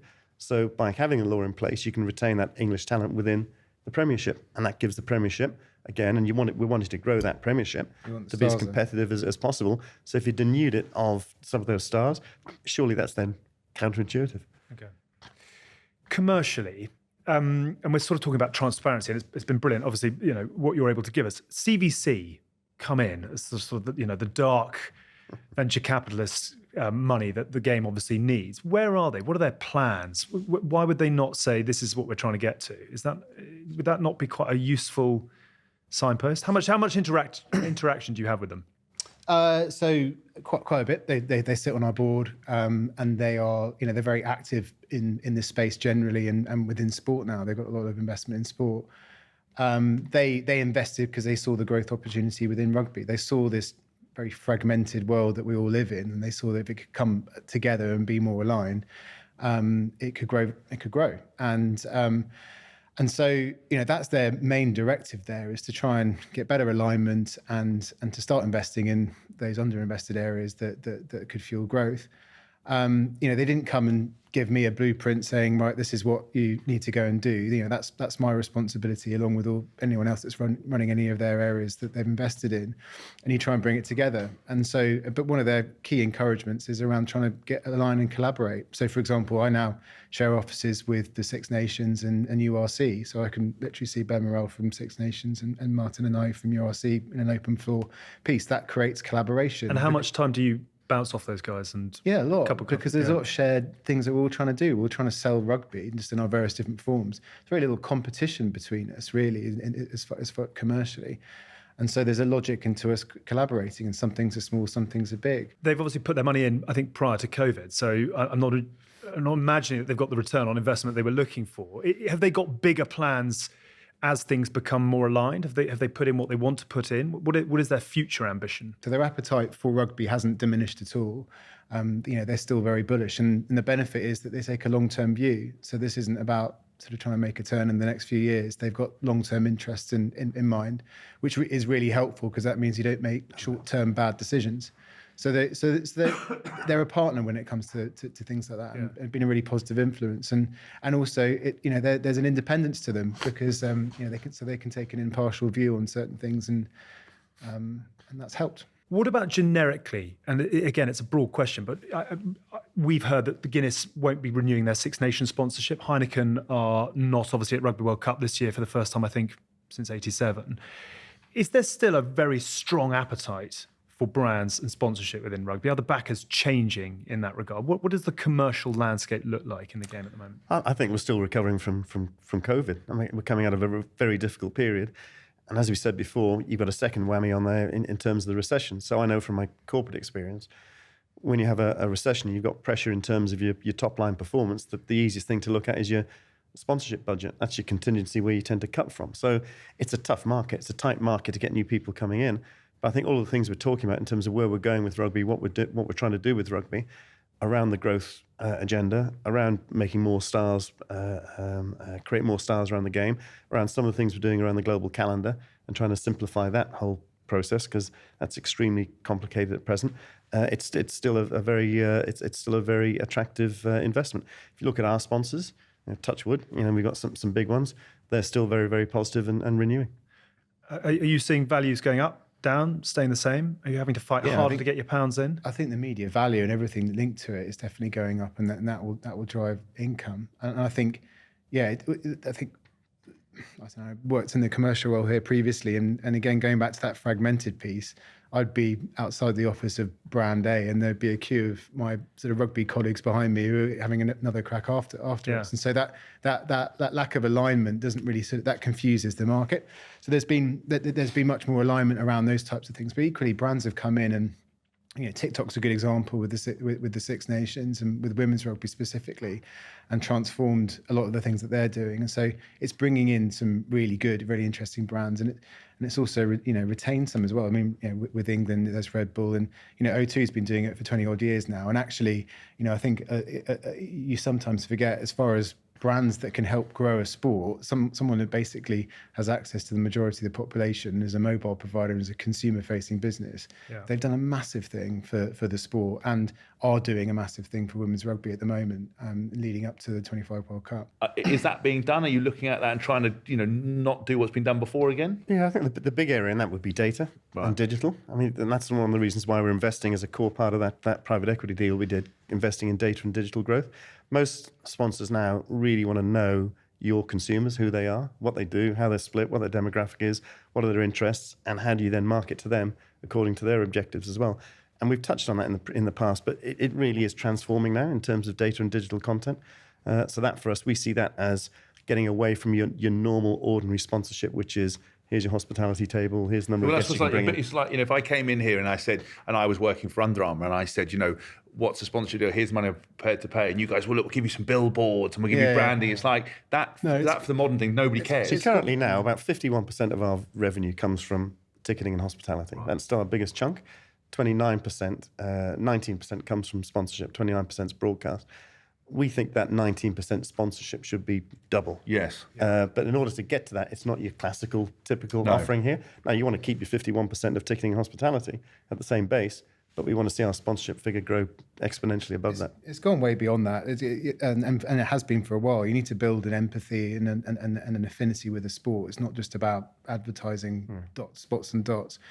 And it needs to be authentic. So content's key around that, and the way that it interacts with players and what actually they're giving fans. And our title partner Gallagher, it's a B2B brand, but they've invested over the last 5 years in building that authenticity around the rugby network. They do a huge amount for rugby clubs and within the rugby communities that are linked to rugby clubs, and now they feel part of the family, and they're benefiting from it. So I think it depending on what type of brand it is, and that is where CVC see a huge amount of upside. So if you look at the work they do with La Liga, for example, and they draw comparisons with, well, this is how far ahead they are in terms of La Liga compared to what we're doing in rugby. Right. That's all upside.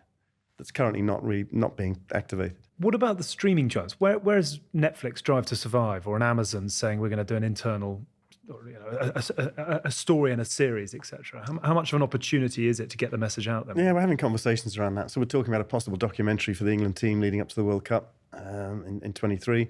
There's conversations going around. I think it's been stated about Netflix and Six Nations. So that's an ongoing discussion at the moment. But I think, everyone loves Drive to Survive, don't they? And the figures and the stories around what that's done for Formula One in the US market, particularly with young females. You'd never have thought that was going to be the objective, but it's really transformed what they've been trying to do. So I think things like that clearly are applicable to rugby as well. Yeah. Wasn't there going to be... was something before that, wasn't there? Because again, as a governing body, it doesn't really matter, well, within reason, what the fee is. The benefits far outweigh a short-term financial gain. Or am I wrong? Or is that, It's not about the money. It's about building awareness. And so I think that's where the benefit has been with Drive to Survive. That again didn't yield, at least initially, a lot of money, but it was all about growth. But did we not have what I thought was one to 2019 World Cup? Was there not something that was going to be done up to there? There was an Amazon one, wasn't there? Yeah. There was going to be. I don't know why that didn't happen. leading up to that. There was the Rising Suns, but that wasn't a docu-series. No. But the other key thing linked into this, though, is the player involvement. Yeah. Because then you get into discussions around player intellectual property rights and editorial control and content. That's got to be done really carefully. It'd be difficult if we went off and just did a deal and then said, right, here's the deal. It's going to be a docu-series and the players hadn't been 100% consulted. So that's the situation we're in at the moment. What players aren't that keen, or you? Well, we just want to make sure the players have been 100% involved before the deal's completely done. Is that not something that, with the EPS agreement or whatever, because I was involved in the last negotiation of that, and that for me was an interesting experience, because I sat through that and there were certain concerns that I had in certain points. When you're asked to do things and that the team is cashing in your front and centre the whole time, there should be something there to cover it off without being overly mercenary. But I just wondered if that you're not saying that players are holding it up, you're saying that you just got to be considered in that process. Yeah. I'm conscious of time, and there's some things I'd love to quickly, well, not quickly, but I mean, they're probably shows in their entirety just on their own. The Championship. Yeah. So again, I just reading through The Guardian, it was a very interesting article from Rob Kitson, I think it was 12 months ago, said the RFU accused of giving Premiership ring fencing on a plate. That's obviously changed in the last 12 months. Funding was cut by 50% in 2021 to 2022, by 3 million, from 550 per club to 260,000 per club. There's no TV deal. Nottingham chairman Alistair Bowe has accused the RFU, again, I think this was a few months ago, of ignoring the needs of Tier 2 rugby. The RFU doesn't want the Championship. Yeah. Discuss. First, we'll maybe deal with the last comment first. Yeah, we desperately want a strong second tier. If you're going to be successful, you want to have a strong second tier. And I've spent quite a bit of time over the last year, 18 months, looking at the French model. It's very dangerous to look at the French model because there are a lot of differences there. They don't have the same issue with football that we have in this country in huge swathes of the country. And there are other issues at play there in terms of the size of their broadcast deal, how much the Championship get of that, the Pro D2 get of that over there, and the relationship around stadium costs and so on. But we desperately want to have a strong Tier 2, but it's a really difficult thing to solve. So we increased our funding at the RFU at the end of 2015, coming into 2016, when we had quite a successful World Cup financially. Yep. But it didn't deliver any of the returns that you'd hope it would deliver. So there was no narrowing of the performance capability between the Championship and the Premiership. So in the 17 years before COVID, 14 of those seasons, the team from the Premiership that's been relegated has bounced immediately back up, normally by a huge margin. And you saw the playoff that took place with Saracens and Ealing recently. So pumping money into the Championship doesn't do it. It doesn't solve it. You've got to find other ways to make the Championship more self-sustaining. And if you look at the difference in the budgets between the Premiership and the Championship, what's the average budget of a Premiership club? 15 million, 16 million? Maybe I'm undercalling it. The average budget for a Championship club is 1.2 million. So you've got a vast gap in there. So the amount of money we'd have to provide per club to get you up to a level of competitiveness with a Premiership club, we just don't have that kind of money. And also, we've got 1,900 clubs around the country that we need to support in terms of the community spend as well, which comes from the money that's generated from here. So it's a very difficult situation. And despite the fact that we pumped more money in 2015-16, the attendance has actually declined. So your average attendance in the Championship now is 1,200 people. So we've got to find a solution working with the Premiership, and we're talking about possible Prem 1, Prem 2, and how you structure that, and some quite innovative different cup competition formats, if we could get that in place as well, where that's focused on younger development players, primarily English players, whatever it might be. But we've got to find a way to make the Championship more appealing and more attractive to a broadcaster deal and a central sponsorship deal, and improve the overall product. So it's quite a long-winded answer to your question, but it's a big challenge for us. What do you want to do with the Tier 1, Tier 2? I remember the days of Allied Dunbar Premiership 1 and 2. I mean, would you go? Could we get to a position where you have 20 commercially viable teams across two leagues, or is that at this point too big a stretch? I think that should be an aspiration, because I think I went around the country this summer and spoke to every single DOR and chief exec around all sorts of rugby issues. And when you ask the question, should there be a second tier of rugby in England, the answer is yes. And that's from development of players and mainly from that perspective. What it is, I think there's mixed views on it. I mean, some would believe bringing back the A League, which was basically the sort of the second team league within the Premiership, but others see the value in having another group of clubs around the country, and also you've got to consider these aspirational clubs that want to be in the Premiership going forward. And so there's mixed views on what it is, but I think everyone agrees there needs to be some much stronger second tier. The gap's massive at the moment between the Prem and the Championship, and so I think it's not in the Championship in its current form.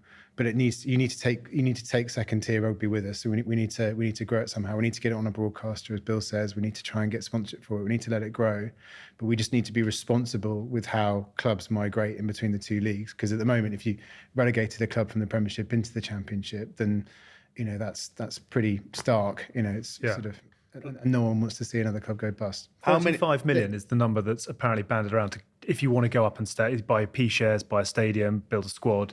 It's a really big investment. I mean, the other thing is, do you, in having a closed off Premiership, does it affect the product? And actually, what we've seen over the last couple of years is probably the counter, because we've seen some of the best rugby in the Premiership at the moment, and every game counts, and we're 10 points between third and last in the Premiership at the moment. So there is a strong counter argument to that, which along the lines that James has just said. Is it? But you still want to give a club. I mean, everyone uses the Exeter example. Yeah. So if you had that situation, we had a closed league, you'd never get another Exeter. So I would always hope that we would have some kind of playoff system in place. So if you did have somebody come in, and we want to see a great geographical footprint for the game, so we'd like to see more clubs in the north. If you did have somebody come in who said, right, I'm going to make a concerted investment, long-term view in terms of running a club out of Yorkshire to get into the Premiership, you'd want to be able to give them that opportunity to get in. Mm-hmm. But it takes 3-4 years to build your squad, to build your capability to do that. You'll probably see that with Wasps and Worcester. Yeah, that's a good point. When they go down, they're probably not going to bounce back immediately. I don't want to preempt anything, but it might take them 2-3 years, sort the club out, stabilise it, aspirations to get back in the Premiership. And then you've got some real jeopardy going on between Prem 1 and Prem 2 if that situation happened. Community game. Quick question on that. So again, Rob Kitson in The Guardian said grassroots rugby is on the edge. And I think I'm right in saying, correct me if I'm wrong, in 2016 there were nearly 260,000 active adult players in the UK. By 2021 we're down to 95,000. Do you know where we are now? Yeah, well the 95,000 figure he took there was in the middle of COVID. So we weren't playing rugby. Okay. Well done there. So what is the number as we sit here now? So the number's about 170. Okay. So it has declined. Yeah, okay, we're down by 70,000. But we are. I mean, we're investing significantly now and doing a various number of programs to reboot that and reset that. And you can see we actually focused on 161 clubs that were particularly struggling. And we had a number of programs in there around club development, recruit players again, go back to lapsed players, various different things. And it has had a beneficial effect. Yeah. So I think their match completion ratio has gone from, it went from 68% to 86%. Yeah. So when you do things, it can have an effect. The challenge we're facing around there is not just unique to English rugby. If you went down to New Zealand and you wrote a paper on our game and you changed the heading and you change it from England to New Zealand, it's exactly the same. Right. And you heard Wales the other day, I think, talking about 12v12 to keep matches on because of lack of players and so on. You're hearing a lot of things around societal pressure. People have changed the way they live their lives. It's the RFU game on rules, that. Pardon? It's the RFU game on rules. Very good, which you did on brand. Which we did, PTSD. Which you did a huge amount to support with a Tyndall-Haskell match, and that worked really well. We had 3.2 million hits, I think, on that when it came out. So welcome. So it was really, really positive. Always giving back. And you're seeing things like cinema. I saw the other day, cinema attendance is down by 40% since COVID. So there's a period of building back here. So we've got to make sure the community game is as relevant as it can be to today's society. So do you have to play every Saturday at 3:00? Can you play on a Friday night? Can you play midweek? Can you vary the times? Are you prepared to actually have a 12v12 situation occasionally? Does it have to be a 10-month season or whatever it is? Well, it's too long. So that if you talk to most players and you get below level 3, 4, most players only want to play about 15, 16 matches a year because they've got stag do's to go to, they've got golf tournaments to do. Life's changed. Yeah. It takes 47 players at the moment to sustain a first 15 in a community game. No, in my day, it was nowhere near that big. Mm-hmm. So there is another argument as well, which is a really controversial one. You talked about getting things out there and how it's viewed. As a number of people are saying, well, actually, we've got too few players and too many clubs. And we'd be better off actually merging some of these clubs together. You should have bigger clubs with better facilities, which cater more for the needs of the players, and therefore you're more likely to complete your matches. And that's all well and good, unless you go down the road to a club saying, right, we'd like you to merge with that club, and you've got 100 years of history. So it's not so easy to do, but we're looking at this stuff all the time. I mean, you think it's hard trying to get them to agree to put music on in a stadium like this? You think you're trying to get some of them local rugby clubs to merge? I reckon you'd have a civil war. I reckon people would like go to the mattresses and it'd be like the mafia, people getting whacked at, Smallington RFU or something. The worry with all of that, though, is that it is sort of trending in one direction. Where do you think the community game is in 5 years' time? What would you like it to be in 5 years' time? I think there's a huge opportunity to introduce other formats of the game. So more focus on touch or other variations of touch. So where you don't have to join a rugby club to play the full contact game. You're seeing that in America. Actually, we talked a lot about the NFL. They now have more flag players than they have traditional American football players. Now, you talk about the traditionalists, you say that, and some people say, well, that's an attack on the 15-a-side games, attack on rugby. I'd argue that if you've got more non-contact variants available, you're going to bring more people into the rugby club. They're going to get used to handling an oval ball, and some of them will go, actually, I would mind moving up now and having a go at the 15. Or you might find people who are playing 15s, getting a bit older now, don't want to do that, still want to be at the club, still want to run around, and they play the non-contact piece. So I think that piece is a huge opportunity for us going forward. And I think that we've just actually introduced the biggest change to the community game structures in 30 years.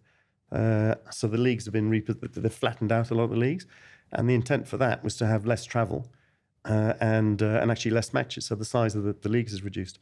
Now, again, I think we'll probably get about a 70% positive rate on that and a 30% negative. Not bad. Guessing. It's not bad. So if that is the case, and we'll have a full review at the end of the year, that's a really good development.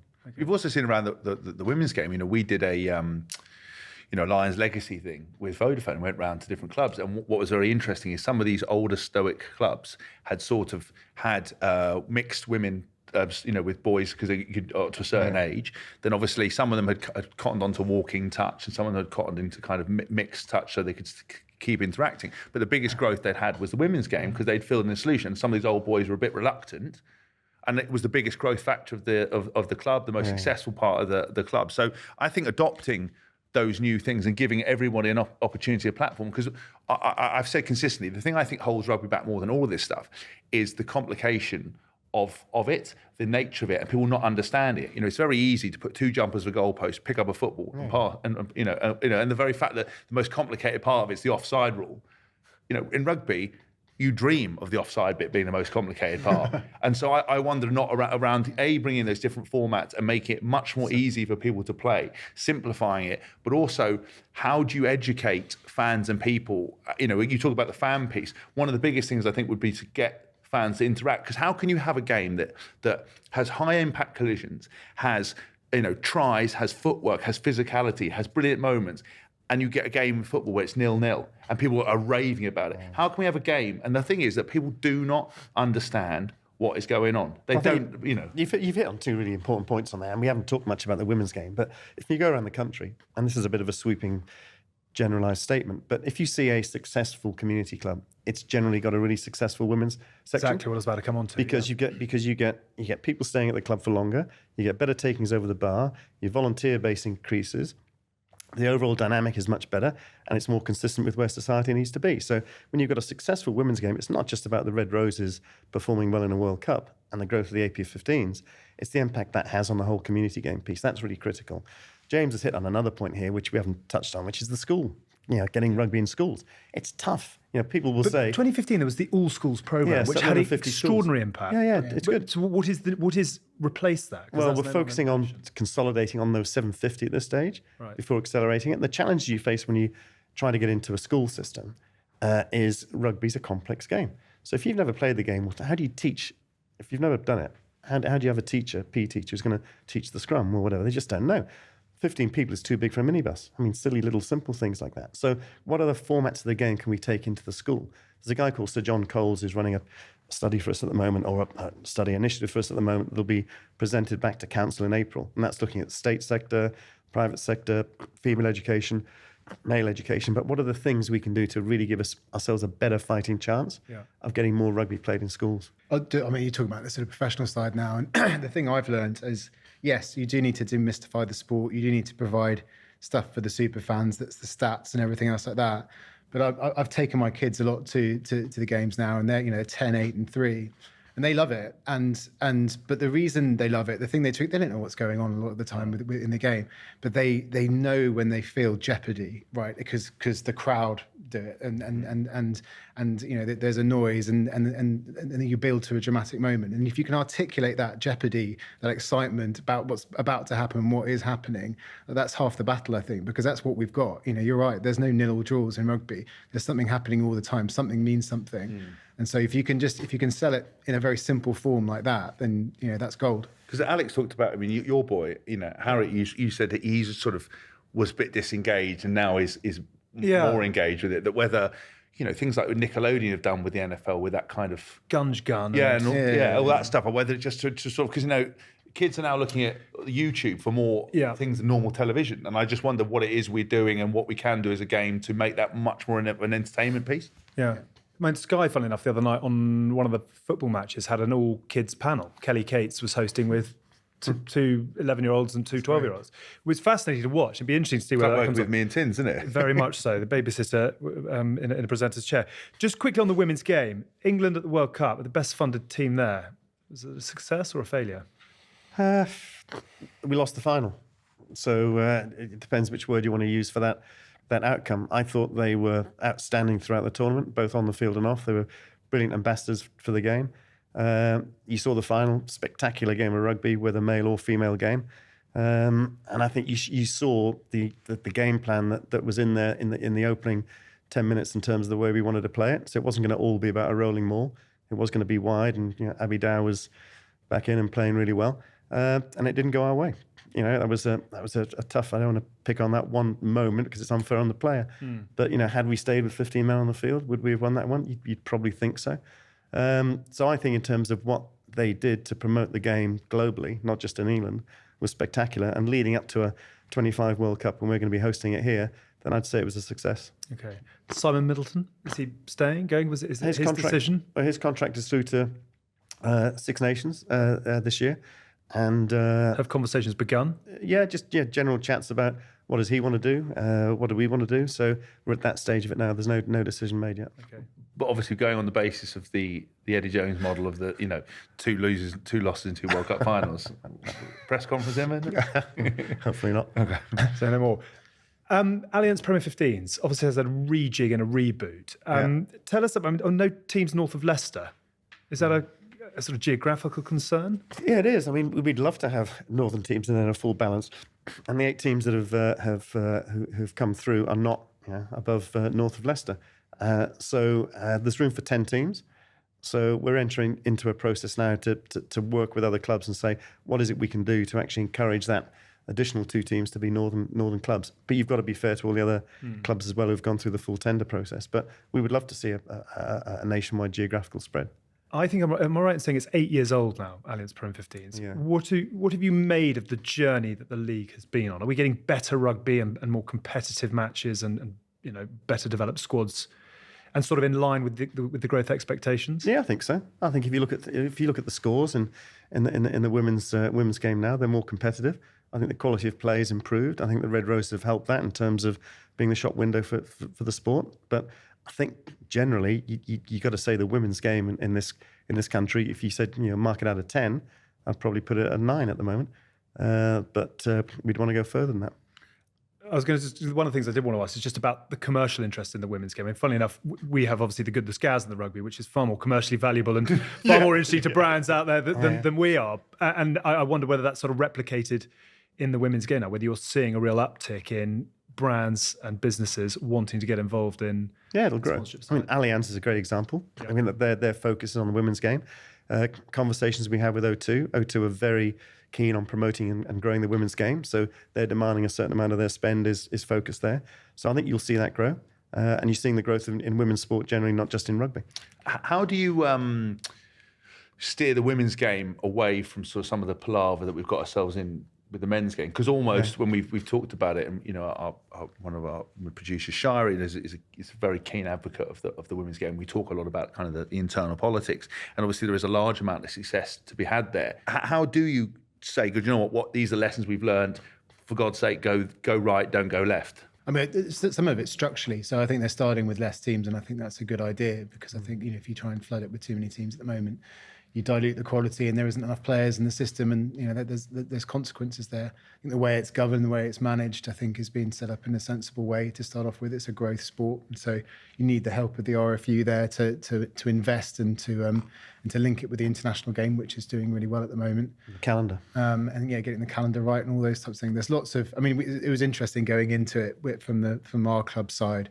That was one of the mandates was, here are the lessons learned and, Really? Yeah. So I think it's still very nascent, but it's hugely important to the clubs that are participating and also the ones that aren't, who want to and want to build programs around it. And life's easy when you start with a blank sheet. Yes. So again, it's moving the Women's Six Nations window. Yeah. And now having real clarity between what's the domestic league season, That's a massive what's the international season. The fans get it. They know when the two are going to be playing. There's less overlap. The World Cup just here a is lot going to be a massive catalyst. Will you sell out Twickenham not just for the final, but for the opening game? It'd be nice if we could. Yeah. Kiwi said they did, but they didn't. I mean, their cumulative, I think, was 32,000 for the day. But no, I'm being a bit unfair. But we've sold. We're expecting to get 40,000 here for the England-France game. Wow. In the Women's Six Nations. A hell of a start. There is some people though that saying within the women's game that probably not seeing as much progress as they would hope, and it's not developing it as quickly. Do you see flaws? Do you see where there are things that could be improved faster? I think the club game will develop slower than the international game. The international game is taking off. There's no doubt about that. The World Cup was a massive milestone, and the next one will be even bigger. So I think that is moving well. I'd say commercially, audience-wise, everything. You talk about 40,000 turning up in a few weeks' time. That's brilliant. That's we were having to do double headers and hope people hung around afterwards. Or that was the plan. Now they can individually sell out stadiums. That's been great. And then the final in Auckland, 70% of those fans had never been to a rugby match before. Really? So it was a completely new fan base. Wow. And you could feel it in the crowd. It was a very different mix. Yeah. But That's amazing. Sorry. Please do, James. The One floor more is yours. question. I was just going to ask about kind of obviously the ownership situation, right? So at the moment, what I'm seeing, with Worcester, obviously and the Wasps team, because they were owned by one umbrella, obviously they've been impacted themselves. Do you see a point where you could have dual ownership under a brand of say you had Wasps, you had two sides? So would that work? Would you be up for that if they were able to agree it so they aren't so impacted? Because they are completely different trajectories, and I think try to put them under one roof. You have the issue around Worcester and Wasps. Yeah, I think absolutely. Yeah, maybe there are separate funders and owners of individual club brands, and that's the way things are structured.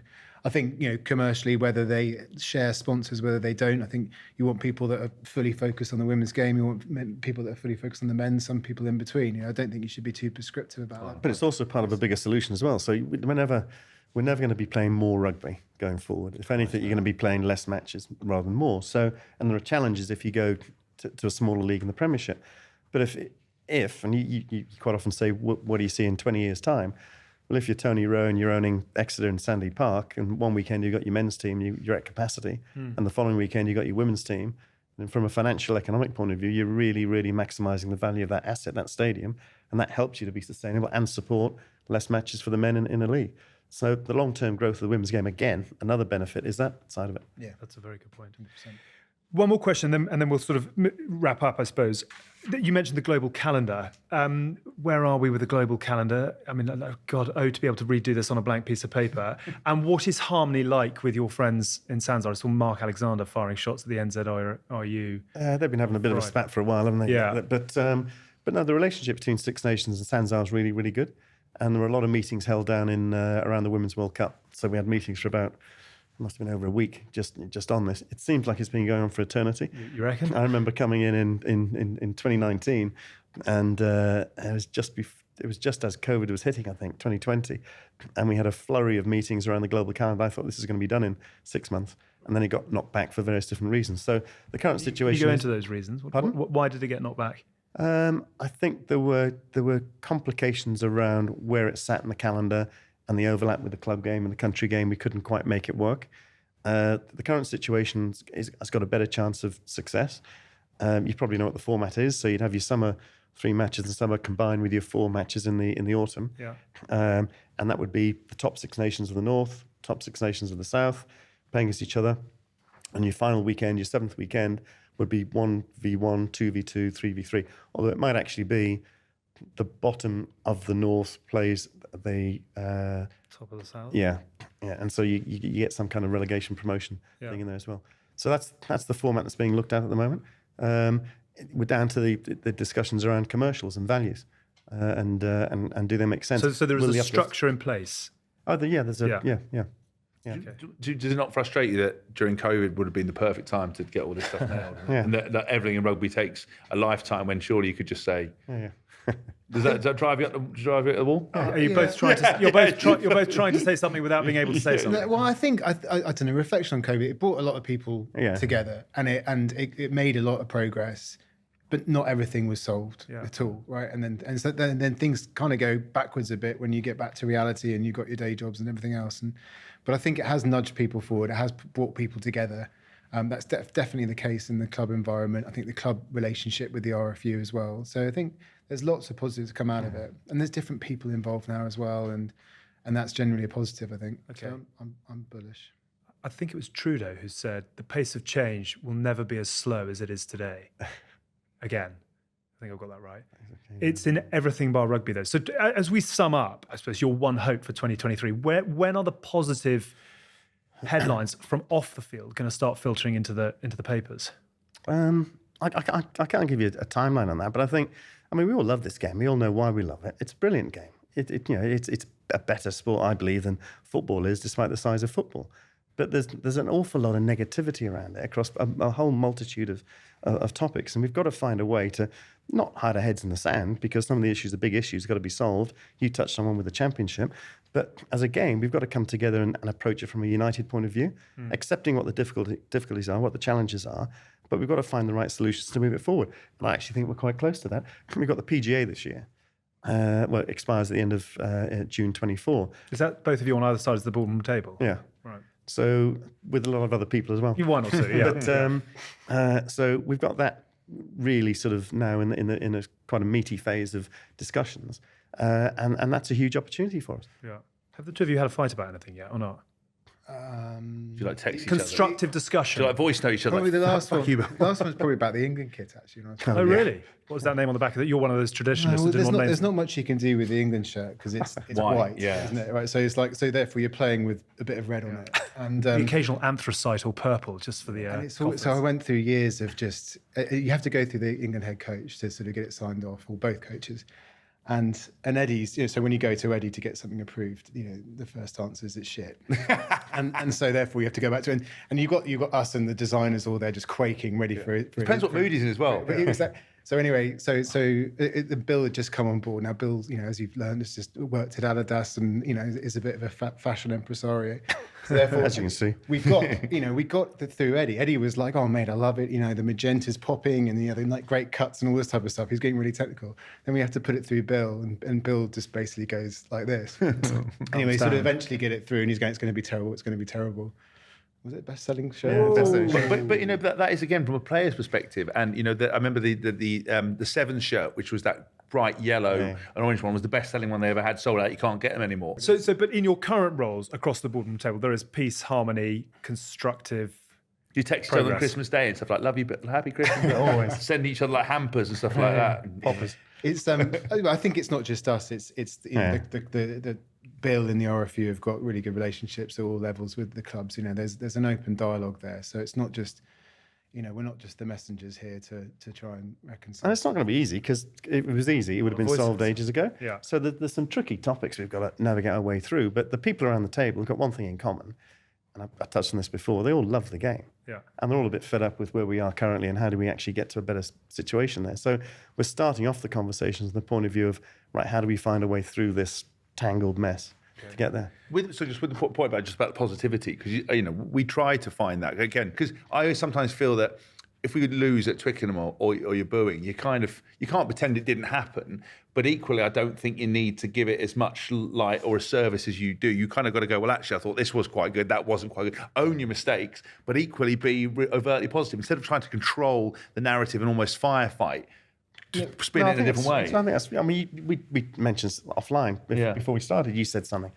Maybe we need to be a bit more bold in terms of how we interact and the things we say, and be a bit more or a bit less risk averse in terms of what the reaction's like. And maybe we need to be a bit more bold in terms of when we say things and what we say, and come out and take the risk of what the outcome of that is. So I think we have been too sort of secretive and defensive and reactive to stuff. And I'm trying to change that. And I think there's just an awful lot of stuff that needs to be explained, and you need to be honest around it. And it's going to piss off 30% of people. And I'm afraid we're in that situation where there's no perfect solution. But just it is us talking things up more. That's that promoter thing. It's that Eddie Hearn thing. It's we've got 2,000 people that are employed by the league, if you include the players and people that work in the clubs and PRL. If we all wake up every day and start talking it up and being a bit more Ted Lasso or whatever the right person is, then we'll get a hell of a lot further, because there's so much good to be talked about. And actually, you talk about the media. The media, I think, feel a real responsibility around this next phase. I think I think a lot of them would be shocked around what's happened with